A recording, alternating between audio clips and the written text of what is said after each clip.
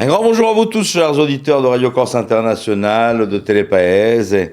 C'est votre matinale donc de ce mercredi 8 avril. Une très très bonne fête à toutes les Julies. Bonjour, salut à tous.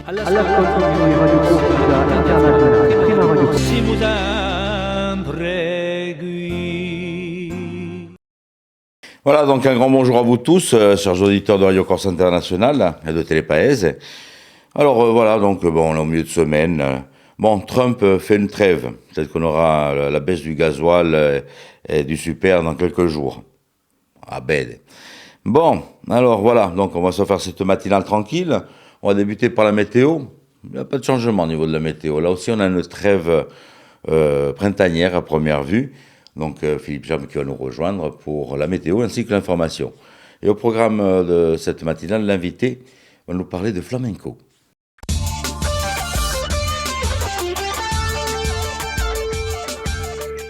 Bonjour Auguste, bonjour à toutes et bonjour à tous. Le beau temps va se poursuivre en ce mercredi avec toujours des températures qui seront au-dessus des normales de saison puisqu'on relèvera entre 21 et 24 degrés en bord de mer et de 14 à 20 degrés dans l'intérieur. Le vent de nord-est sera faible en général.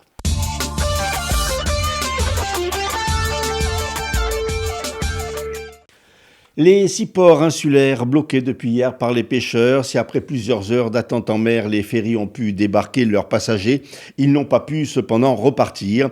Les pêcheurs dénoncent la hausse des prix des carburants et réclament un alignement sur les prix du continent. Les préfectures de Corse du Sud et Haute-Corse ont demandé la levée du blocus avant une réunion prévue ce mercredi à Ajaccio. Mais du côté des pêcheurs, on attend des propositions concrètes et la signature d'un protocole pour y participer. Hier, à l'Assemblée nationale, le député de Corse du Sud, Paul-André Colombagne, a demandé à l'État d'adapter ses aides à la réalité insulaire. Ce mercredi, des syndicats d'agriculteurs, voire même de transporteurs, pourraient se joindre au mouvement. Alors que la nouvelle carte scolaire doit être actée demain, les actions d'enseignants et de parents d'élèves se poursuivent sur notre île pour faire pression et protester contre la fermeture de postes. Hier, ainsi, des parents d'élèves ont bloqué l'entrée de la maternelle François Amadé à Bastia, dans les quartiers sud. L'enseignante de moyenne section devant prendre sa retraite et ne devant pas être remplacée. Un autre rassemblement a eu lieu devant l'école Querciolo de Bastia, menacée elle aussi d'une fermeture. Aujourd'hui, mercredi, une mobilisation est prévue à Aléria. Un homme d'une cinquantaine d'années, originaire du Valinco, contrôlé en possession d'une arme de poing par la douane à Olmeto, a été jugé hier en comparution immédiate par le tribunal correctionnel d'Ajaccio. Il a été condamné à 2 ans de prison ferme pour des infractions à la législation sur les armes. Dans le véhicule, les douaniers avaient en effet découvert une arme semi-automatique de catégorie B, alimentée de 7 munitions. Le numéro de série et la marque de l'arme ayant été limés. À son domicile, les autorités ont également retrouvé un autre pistolet semi-automatique en 2012. Cet homme avait été condamné à 10 ans de réclusion criminelle pour avoir tué par balle un jeune touriste de 19 ans en juillet 2009 sur le parking d'une discothèque à Olmeto.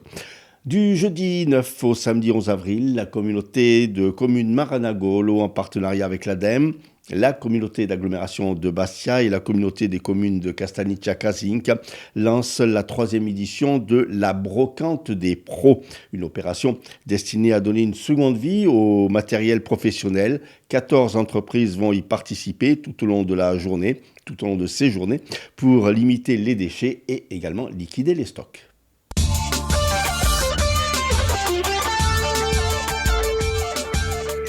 Merci Philippe, on vous retrouve dans un petit moment pour quelques pas de flamenco, donc sur Radio Corse International. On se fait un petit détour sur les hippodromes de l'Hexagone pour les pronostics du jour et c'est avec Rémi. Les pronostics hippiques de Rémi sur Radio Corse International. Bonjour à tous, ce mercredi, dans les bons coups du jour, nous serons sur l'hippodrome de Lyon-Paris. On va démarrer avec le quintet, je vais retenir le numéro 14, Easterman, qui devrait lutter pour la victoire. Passons à la 3e course, où le 5, Novalio, devrait l'emporter, tout comme dans la 8e, le numéro 2, Enjoy. Bon jeu à tous. Merci pour les pronostics, bien notés, n'hésitez pas à les jouer. On se fait un petit horoscope cette fois-ci. On regarde, si l'horoscope est bon, vous allez jouer au tiercé et au quintet aujourd'hui.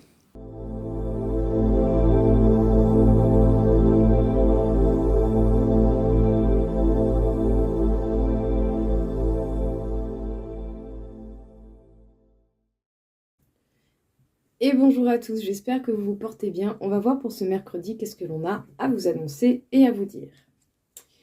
Les béliers, un ajustement, un rééquilibrage est nécessaire au niveau professionnel. En tout cas, s'il y avait des désaccords, il est possible de trouver conciliation et un nouvel équilibre entre vous et vos employeurs ou simplement dans votre vie professionnelle. Les taureaux, votre évolution peut rencontrer aujourd'hui un peu de stagnation. Voilà, il faut peut-être laisser certaines choses retourner au passé qui peut-être ne conviennent plus à votre présent à l'heure actuelle. Les Gémeaux, vous ressentirez le besoin de prendre du temps pour vous, de vous isoler, voire même d'être dans une mise au point ou dans la réflexion. Les Cancers, possibilité d'avoir aujourd'hui des rendez-vous au niveau professionnel, des réunions, des communications à ce sujet-là. Sinon, vous allez être entouré des personnes que vous appréciez pour un moment de partage. Les Lions, prêtez attention au niveau des papiers, soyez organisés là-dedans pour que les choses se passent de la meilleure des manières. Les Vierges, vous serez apaisés au niveau sentimental et passionnel. En tout cas, on peut dire que vous avez possibilité d'avoir un bel équilibre à ce niveau-là. Les Balances, faites attention au côté financier. Vous pourrez rencontrer aujourd'hui des dépenses imprévues et qui pourraient fortement vous fragiliser et vous mettre en insécurité. Les Scorpions, visualiser les choses, c'est bien, mais il va falloir le faire avec une belle prise de recul et une conscience de la réalité. Avoir envie d'entreprendre, c'est super, mais faites-le avec pragmatisme. Les Sagittaires, vos projets sont en cours, évoluent, mais attention à ce qui peut être illusoire et qui ne va pas durer dans le temps. Vérifiez bien les détails qui ont besoin d'être encore ajustés. Les Capricornes, vous ressentirez peut-être aujourd'hui le besoin de vous isoler, de vous protéger, de vous mettre dans votre carapace.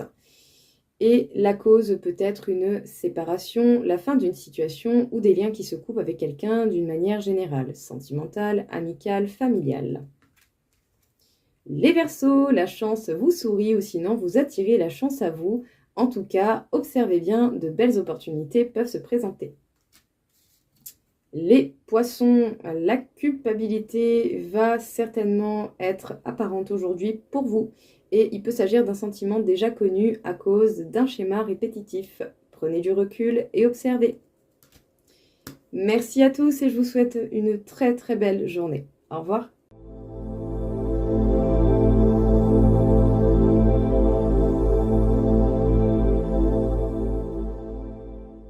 Allez, on va parler aujourd'hui de flamenco. Allez, notre invité donc sur le plateau de Radio Corse International. Notre invitée Anne Guidigeli, vice-présidente de l'association Arte Flamenco, à l'occasion de la 5e édition de Scontro Flamenco qui va se dérouler du 8 au 13 avril.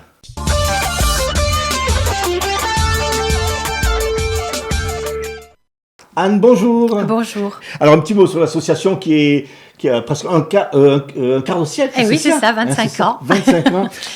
Comment est née un petit peu cette association, un rappel? Alors, cette association est née donc il y a 25 ans. Ça a été un coup de foudre pour le flamenco à l'époque. J'ai découvert le flamenco à l'occasion d'un stage. C'était une belle surprise.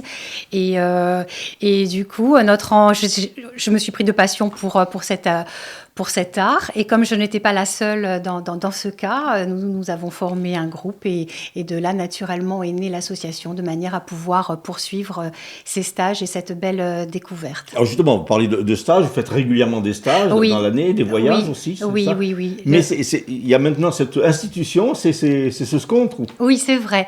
Alors, c'est vrai, plusieurs choses justes dans ce que vous venez de dire. Donc, l'ADN de notre association, en effet, c'est vraiment la formation, c'est vraiment les stages, parce qu'on peut beaucoup discuter du flamenco, on peut écrire sur le flamenco, on peut faire des thèses sur le flamenco, mais je trouve qu'il y a... En ce qui me concerne, en tout cas, j'aime bien être dans l'action et j'aime bien être dans le faire et dans la réalisation concrète. Donc, pour nous, vraiment, l'approche du flamenco, elle peut en effet s'intellectualiser. Il n'y a pas de souci avec ça, bien au contraire, il le mérite bien. Mais je trouve que le vivre de l'intérieur et le vivre par sa pratique, c'est quelque chose de très très important pour nous et d'essentiel. Et du coup, ça fait vraiment partie de notre ADN. Et en effet, donc, nous organisons depuis tout le temps l'enseignement du flamenco par l'invitation d'artistes que nous venons venir en Corse et aussi la découverte de cette culture par les voyages que vous avez évoqués, à chaque fois que c'est possible, hein, d'un point de vue budgétaire et autres. Nous accompagnons nos adhérents, peut-être un rythme une fois tous les 2 ans, pour un voyage pédagogique et culturel, voilà, c'est ça, aux sources du flamenco, donc Malaga, Séville, Granada, Madrid, etc. Voilà. C'est surtout des femmes qui pratiquent. Ce sont essentiellement des femmes qui pratiquent, À chez nous en tout cas, hein, parce que le flamenco n'est pas plus féminin que masculin, bien au contraire. Hein. À partir de quel âge? Eh bien, à partir de l'âge que l'on veut. Hein. On a des générations qui se côtoient chez nous. On peut commencer, on a des jeunes qui ont 25 ans et on a des personnes qui sont beaucoup plus âgées. La pratique n'impose pas un âge, bien sûr, dans la pratique amateur en tout cas. Voilà. Et donc, depuis quelques années, c'est la combienième d'édition de Scontro? Alors oui. C'est assez récent. Parlons du Scontro. Alors récent, mais le temps passe vite, c'est sa 5e édition. 5e édition, c'est ça, oui. Le Scontro est né en 2022 d'une envie furieuse d'établir des connexions et d'établir des vraies connexions humaines, puisqu'il est né au lendemain du confinement. Et donc, il nous est apparu évident de faire dialoguer notre culture corse avec la culture andalouse. Alors, c'est un pari un peu audacieux parce que les personnes qui viennent chez nous ne viennent pas chercher forcément la culture corse et ceux qui s'intéressent à la culture corse ne viennent pas forcément chez nous. Mais on s'est rendu compte finalement que c'était l'occasion de belles rencontres artistiques et de belles découvertes sur nos propres racines également. En parlant finalement des racines du flamenco, on se rapproche aussi de celles qui sont les nôtres. Et justement, il y a un thème cette année, c'est la transmission, l'héritage et la transmission. Oui, tout à fait. Oui, on avait envie de raconter, chacun porte une histoire, porte une culture en soi. Et finalement, quelle transformation que devient ce que l'on reçoit finalement? Est-ce que c'est un tremplin? Est-ce que c'est un frein? Est-ce que ça permet de ne pas aller ailleurs finalement parce qu'on est coincé dans cette culture? Ou au contraire, est-ce que ça permet de rebondir et d'aller vers d'autres? Voilà. Et pour cela, nous avons invité donc des artistes qui pourront en parler. Alors, nous avons Myriam Tchalian, donc, qui est notre invitée cette année, qui va nous donner nos cours de danse, nos stages de danse. Et Myriam, ce qui est intéressant... Ça va être à Una Volta. À Una Volta, oui. C'est une culture Bastia. C'est partagé, mais l'essentiel se passe tout le week-end à Una Volta. Et ce qui est intéressant pour nous avec cette danseuse, c'est qu'elle nous parle aussi de ses origines arméniennes, finalement. On a des origines et comment on finit dans le flamenco et comment on en fait son métier. Voilà, c'est parce que faut pas oublier que le flamenco c'est une approche culturelle, c'est voilà, donc avant tout et voilà. Et donc, son compagnon qui sera là, c'est un guitariste qui lui est espagnol, installé en France et qui justement a reçu cet héritage flamenco de par sa culture, son éducation, le milieu dans lequel il a baigné, mais qui l'a fait évoluer puisque il a travaillé avec plusieurs fusions, jazz et autres aux États-Unis et ailleurs. Donc voilà, il nous parlera un peu de tout ça. C'est Pépé Aron. Pépé Aron. Et nous avons également une invitée d'honneur pour parler de tout ça, qui est notre Marie Ferranti. Ouais, notre préférée Marie Ferranti, qui nous apportera un regard littéraire sur ce que raconteront les artistes et sur sa propre expérience certainement, parce que elle aime le flamenco. Alors, rencontre donc entre le flamenco et la Corse, et donc il y aura un chanteur corse. Et oui, nous aurons... Alors, cette année, nous avons choisi d'inviter Pedroba Lorenzi, qui est un jeune chanteur insulaire. Et lui, on aimerait bien partager avec lui cette façon qu'a évolué le chant corse, puisqu'il représente la jeune scène insulaire. Et bien sûr, il chante en langue corse, je pense, et il a ses propres compositions. Donc, voir comment comment justement l'héritage reçu prend forme avec lui. Alors cette manifestation, elle se décline en plusieurs points, parce qu'il y a des stages et des ateliers. Oui, alors en fait, il y a les stages qui sont plutôt des masterclass avec les artistes. Voilà, donc il y a quand même 2 niveaux, débutant et intermédiaire avancé. Mais ces ateliers nécessitent quand même un peu de pratique dans la danse ou dans le flamenco. C'est pour ça qu'en marge, nous organisons des ateliers complémentaires dispensés par les animatrices de l'association dont je fais partie. Et donc, nous allons proposer une initiation pour adultes, vraiment pour les personnes qui n'ont jamais mis un pas dans le flamenco, c'est l'occasion, voilà, ni une paire de souliers avec même des talons, costume, voilà. Hein, on n'a pas besoin, voilà, on n'a pas besoin, on reste authentique. Et voilà, donc nous proposons une initiation pour justement goûter cet art dans un cadre, dans un contexte très animé où on peut voir d'autres artistes et d'autres danseurs, et ainsi qu'une initiation pour les enfants. Voilà, donc, à partir de quel âge pour les enfants? Alors, l'atelier qui a été formé par Una Olta est de 6 à 9 ans, voilà. On peut s'inscrire encore ou c'est trop tard? Oui, tout à fait. Alors, pour les stages avec les artistes, c'est un peu plus compliqué parce que beaucoup d'ateliers sont complets. Par contre, pour les ateliers enfants ou débutants adultes, oui, il y reste des places. Le débutant adulte a lieu le samedi à Bastia, Una Olta, de 13h à 14h, donc c'est vraiment 1 heure pour goûter. Et pour les enfants, c'est le lundi, toujours à Una Olta, ils seront en vacances à ce moment-là, de 14h à 17h. Alors stage atelier et une belle conférence aussi le samedi. Eh bien oui, le samedi 11, c'est avec Marie Ferranti qui sera 14h là. à 16h, oui, intitulé Racines en partage, héritage et transmission entre la Corse et le flamenco, donc avec Marie Ferranti. Là, c'est ouvert. Et l'entrée est libre, voilà, donc bien sûr, les personnes intéressées sont les bienvenues. Et clôture en beauté? Oui, clôture en beauté. Alors normalement, le dimanche soir, nous irons dîner.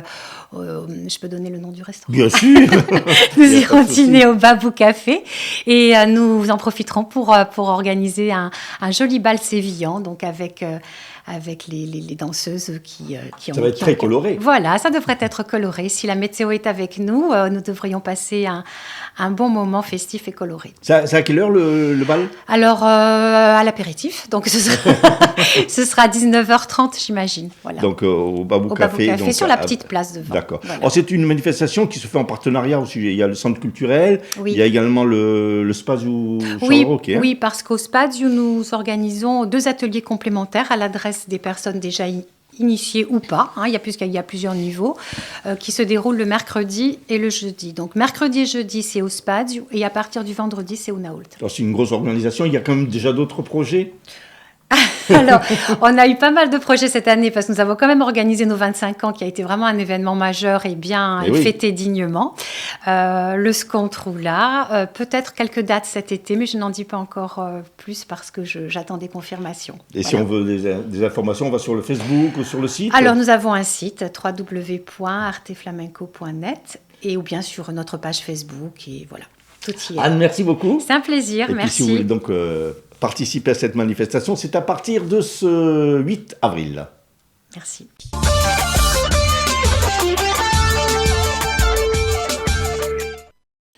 On se refait un petit détour sur les titres de l'information de ce jour. Les 6 ports de Corse bloqués depuis hier par les pêcheurs. Une réunion est prévue ce mercredi en préfecture de région, mais du côté des pêcheurs, on attend des propositions concrètes et la signature d'un protocole d'accord pour y participer. Avant la publication de la carte scolaire prévue demain, la mobilisation des enseignants et des parents d'élèves se poursuit avec un rassemblement prévu ce mercredi à Aléria. Et puis un homme d'une 50aine d'années, originaire du Valinco, a été condamné hier à 2 ans de prison ferme pour infraction à la législation sur les armes. Météo, c'est un temps bien ensoleillé. Un grand merci d'avoir passé donc ce petit moment en notre compagnie sur Télépaïs et Radio Corse International, et on se retrouve donc demain matin, même heure, même antenne. Bonjour, salut à tous. Siamo sempre